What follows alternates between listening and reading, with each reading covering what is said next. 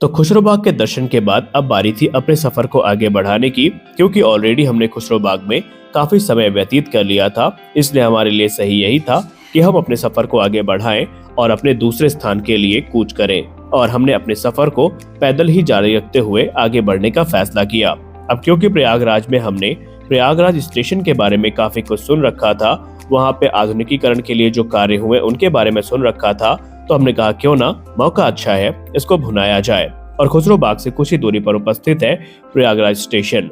यहाँ पर घुसने पे पहली चीज जो हमें समझ में आई वो थी स्वच्छता, क्योंकि इस स्टेशन में जो स्वच्छता है वो आमतौर पे काफी अच्छी है। वाहनों के पार्किंग के लिए जो सुविधाएं हैं वो भी काफी अच्छी हैं। आपको किसी प्रकार से दिक्कतों का सामना नहीं करना पड़ेगा। और हमने कहा क्यों ना अब मौका अच्छा है तो प्रयागराज स्टेशन का दर्शन भी कर लिया जाए। और हमारे सामने था प्रयागराज का भव्य रेलवे स्टेशन, जहां पर यात्रीगण अपनी जो ट्रेन है उसका इंतजार कर रहे थे। कुछ यात्रीगण आ रहे थे, कुछ जा रहे थे, लेकिन हमारा उद्देश्य था दूर से इस स्टेशन को देखना और उसके बाद अपनी जो अगली मंजिल है उस पर पहुंचना। खैर, हमारा जो इनिशियल इम्प्रेशन था इस स्टेशन को देख करके वो काफी अच्छा था। यहाँ पर जो स्वच्छता है वो आप देख सकते हैं कि काफी ज्यादा अच्छी है, सुविधाएं काफी अच्छी हैं। अगर आप यहाँ पर आते हैं तो आप किसी प्रकार की कोई भी दिक्कत नहीं होने वाली। खैर, यहाँ पर एक और प्रमुख आकर्षण का केंद्र है और वो है स्टेशन के सामने बनी ये ट्रेन, जो कि हमने देखी और हमें काफी अच्छी भी लगी। लेकिन अब बारी थी यहाँ से निकलने की, क्योंकि अब हमारी जो मंजिल थी वो था इलाहाबाद म्यूजियम, जिसको अब प्रयागराज म्यूजियम के नाम से जाना जाता है, जहाँ पर इतिहास से जुड़ी काफी कुछ सामग्रियां हमें देखने को मिलने वाली थी। और हम भी अपने उत्साह को, अपने यूं कह ले आप क्यूरियोसिटी को नहीं रोक पा रहे थे। और हमने अपने आगे का सफर जो है वो ई रिक्शा में तय करना सही समझा, क्योंकि ई रिक्शा में घूमने का अच्छा फायदा ये था कि हम जो मार्केट थी उसको भी देख सकते थे।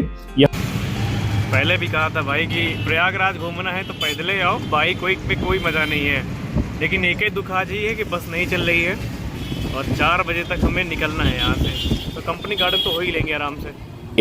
तो सफर काफी बड़ा था और इस सफर को काटने के लिए हम लगातार रिक्शा वाले भैया के साथ संपर्क में थे, बाजारों का दर्शन कर रहे थे, क्या क्या मिलता है इस चीज को देख रहे थे।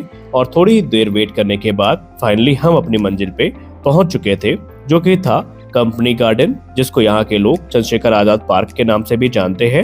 यहाँ पर आने के लिए सबसे पहले आपको 5 रुपए के टिकट की जरूरत पड़ेगी, जो आपको इसी गेट के बगल में एक काउंटर है वहां से मिलेगा। उस टिकट को लेने के बाद आप इस गार्डन के अंदर आ सकते हैं या इस पार्क के अंदर आ सकते हैं।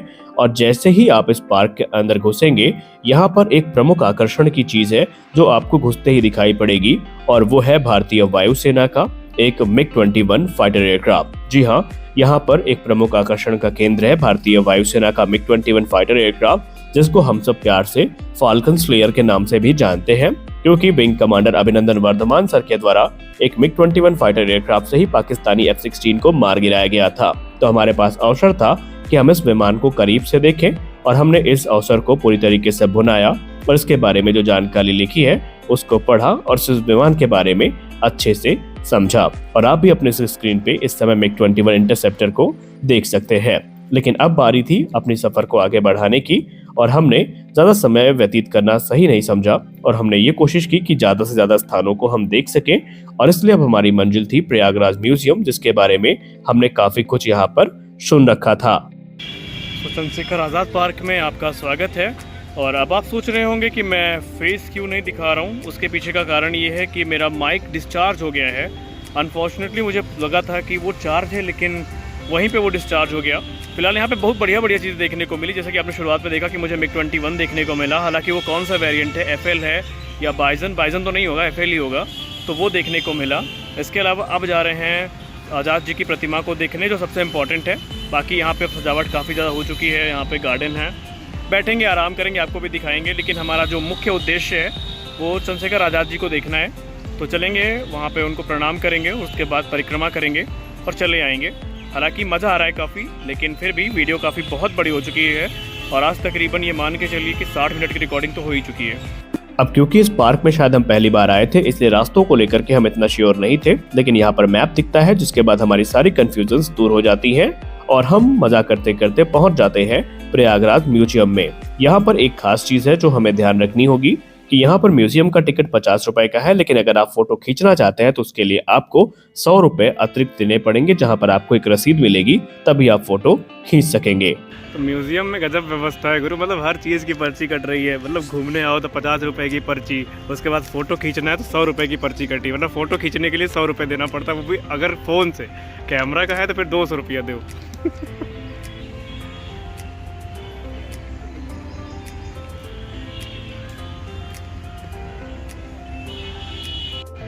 तो इलाहाबाद म्यूज़ियम में आपका स्वागत है, या प्रयागराज म्यूज़ियम में आपका स्वागत है। हालांकि मुझे पता नहीं था कि ये म्यूज़ियम यहीं पे है, मुझे लग रहा था कहीं सिविल लाइन्स तरफ होगा। चलो ठीक है, पर्ची कटवा लिया, 100 रुपये की पर्ची फ़ोटो खींचने की कटी है और 50 रुपये आने का। इलाहाबाद संग्रहालय में आपका स्वागत है। देखते हैं संग्रहालय में क्या क्या चीज़ें देखने को मिलती है, क्योंकि हमने पर्ची कटवा ली, इसलिए बेखौफ हम फ़ोटो वीडियो बना सकते हैं। आप कोई दिक्कत ना गुरु। ये संग्रहालय कितना बड़ा और कितना भव्य है, ये बातें आपको यहाँ पर प्रवेश करते ही समझ में आ जाएंगी और आप भी काफी ज्यादा उत्सुक हो जाएंगे, क्योंकि हम भी अपनी उत्सुकता को अब दबा नहीं पा रहे थे और हमें इंतजार था कि कितनी जल्दी हम उन चीजों को देखें जो यहाँ पर संरक्षित करी गई हैं। तो यहाँ पर एंट्री करने के साथ ही हमें अलग अलग कालखंडों से प्राप्त हुई जो मूर्तियां हैं, जो आकृतियां हैं, वो हमें देखने को मिलती हैं। और उसके बाद हम मुख्य संग्रहालय में एंटर करते हैं और मुख्य संग्रहालय में एंटर करने के साथ ही अलग अलग कालखंडों में बनाई गई जो मूर्तियां हैं, जिन्हें अलग अलग स्थानों से प्राप्त किया गया है, वो यहाँ पर रखी गई हैं, जहाँ पर आप उनको देख सकते हैं और उनके बारे में आप पढ़ भी सकते हैं, क्योंकि सारी इन्फॉर्मेशन उनके नीचे ही यहाँ पे लिखी होती है। गौर करने वाली बात एक ये है कि ये म्यूजियम इतना बड़ा है कि अगर आप यहाँ पर आते हैं तो आप कम से कम 1 से 1.5 घंटे का समय निकाल के आए, क्योंकि इससे कम समय में आप शायद पूरे म्यूजियम को सही से एक्सप्लोर ही ना कर सकें।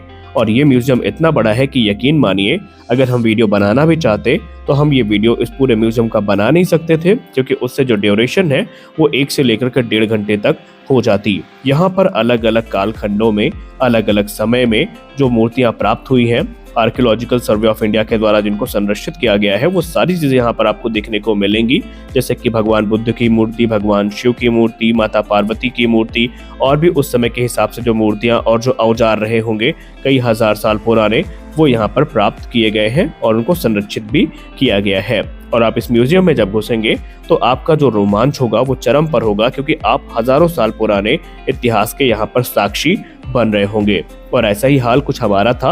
हालांकि यहाँ पर जब आप आएंगे तो सारी इन्फॉर्मेशन आपको यहाँ पर पढ़ने को मिलेगी और एक एक के बारे में हमारे पास भी बताना बहुत ज़्यादा मुश्किल था, क्योंकि ये बहुत जटिल प्रक्रिया थी और हमारे पास समय का बहुत ज़्यादा अभाव था।